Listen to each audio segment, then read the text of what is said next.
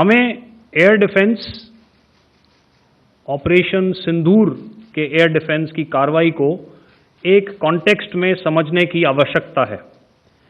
मैंने आपको कल बताया था कि पिछले कुछ सालों में आतंक की गतिविधियों का कैरेक्टर जो है उसमें कुछ बदलाव आ रहा था।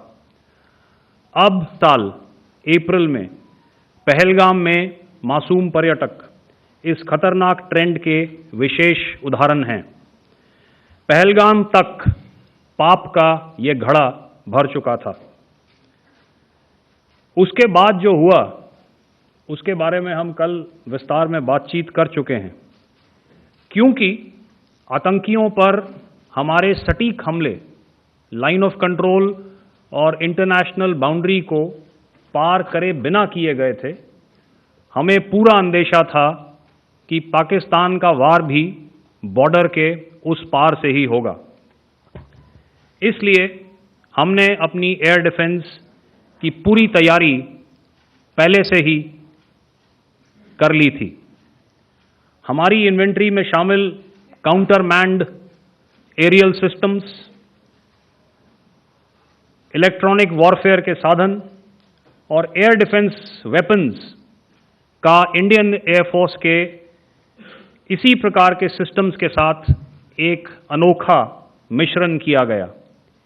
इसलिए आपने देखा कि जब जब पाकिस्तान एयरफोर्स ने हमारे एयरफील्ड्स और लॉजिस्टिक इंस्टॉलेशंस में 9 और 10 मई की रात को लगातार हमले किए, वो इस मजबूत एयर डिफेंस ग्रिड के सामने विफल हो गए।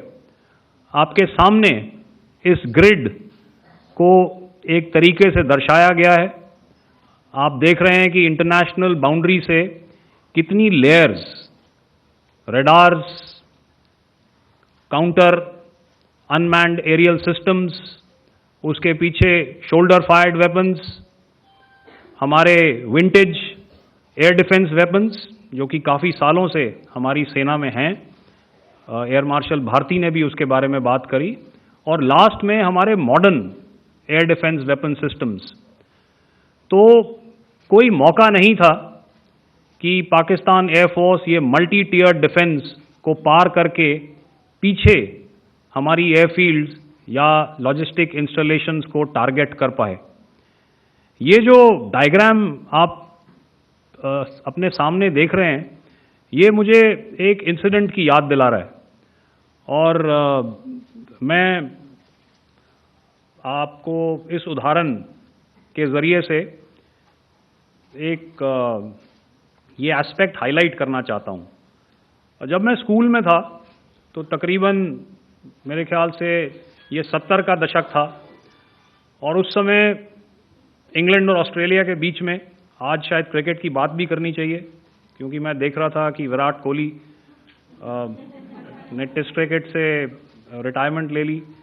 कई भारतीयों की तरह वो मेरे भी फेवरेट क्रिकेटर हैं। तो 70 के दशक में ऑस्ट्रेलिया और इंग्लैंड की फेमस एशेज सीरीज चल रही थी और उस समय ऑस्ट्रेलिया के दो बहुत तेज गेंदबाज जो कि क्रिकेट हिस्ट्री में बड़ा उनका नाम है, जेफ थॉमसन और डेनिस लिली, उन्होंने अंग्रेजी बैट्समैन और उनकी बैटिंग लाइनअप को तहस नहस कर दिया था। और ऑस्ट्रेलियंस ने उस समय एक कहावत निकाली थी, that from ashes to ashes and from dust to dust, if Thommo don't get here then Lillee surely must. और अगर आप इस लेयर को देखें तो आप समझ जाएंगे कि मैं आपको क्या बताने की कोशिश कर रहा हूं। तो अगर आप सारे सिस्टम्स को पार कर भी गए तो आपको फिर भी एयरफील्ड या लॉजिस्टिक इंस्टॉलेशन या जो भी चीज़ को आप टारगेट कर रहे हैं उसमें पहुंचने से पहले कोई ना कोई इस लेयर्ड ग्रिड का सिस्टम ज़रूर गिरा देगा। जो दुर्दशा कल आपने पाकिस्तान एयरफील्ड्स की देखी और शायद आज भी एयर मार्शल भारती की प्रेजेंटेशन में, हमारी एयरफील्ड्स हर प्रकार से ऑपरेशनल हैं।